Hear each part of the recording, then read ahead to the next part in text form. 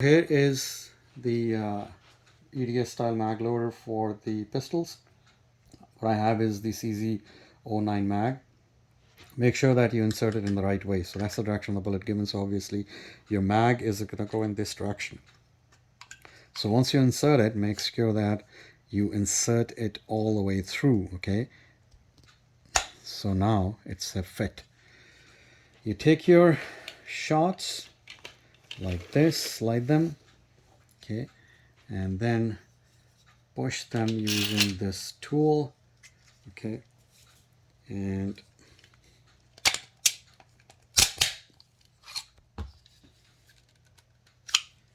there's your mag. Okay, all 5 shots in there.